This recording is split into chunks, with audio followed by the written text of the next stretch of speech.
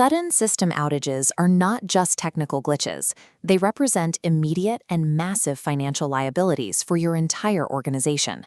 Executives often make the mistake of delegating disaster recovery entirely to the IT department in an attempt to protect the budget. The resulting financial fallout spreads far beyond the server room, causing immediate revenue loss, catastrophic brand damage, and looming regulatory fines. This formula shows the exact math of risk. Your total cost of downtime per hour equals your lost revenue, plus your brand damage, and your regulatory fines.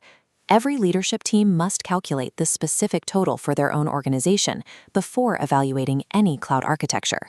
Securing data in the cloud serves as a critical financial insurance policy for enterprise survival. Business leaders must collaborate with technical teams to define two core risk metrics before selecting a recovery plan. This dashboard shows the two metrics you control. First is the Recovery Point Objective, or RPO, measuring the maximum data loss your business can afford. Second is your Recovery Time Objective, or RTO, setting the maximum system downtime allowed before unrecoverable damage occurs. These objectives function like sliders.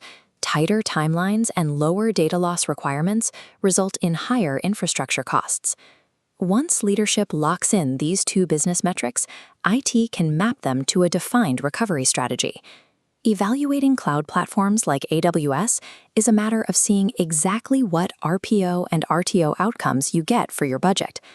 This comparison matrix shows backup and restore as the most budget-friendly disaster recovery strategy available. Data and configurations are stored safely off-site, but no active infrastructure or environments remain running in the disaster recovery location. While this minimizes ongoing expenses, recovery takes several hours because all resources must be built from scratch during a crisis. The next tier, Pilot Light, provides a balance between cost and data freshness. Core data stores like databases are kept always on and continuously replicated, while the application and compute infrastructure remain switched off.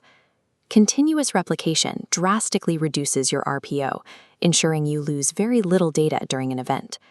Recovery still takes tens of minutes to hours while your compute infrastructure is provisioned or scaled up. These two baseline strategies protect the upfront IT budget while shifting the financial burden to the business during the extended hours of an actual outage. Warm Standby targets organizations where every minute of downtime equates to severe financial damage. You pay to keep a fully functional, continuously running, but scaled-down version of your entire production environment live in a second region. Because the environment is already live and data is continuously replicated, recovery drops to mere minutes. This requires a significantly higher monthly cloud bill for infrastructure you hope to never fully use.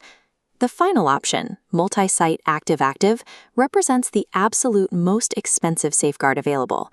The business runs multiple full-scale production environments simultaneously, routing live user traffic across all of them at once.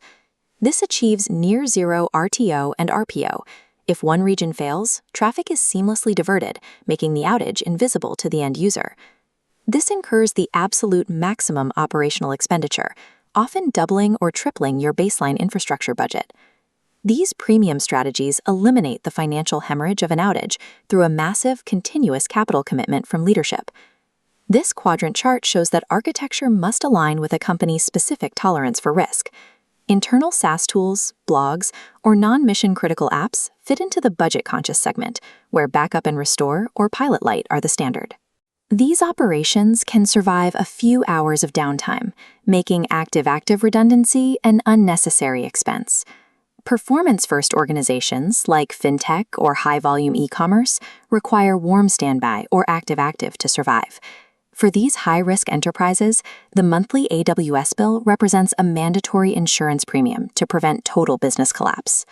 Stop evaluating cloud pricing pages or hardware specs as the first step in your planning.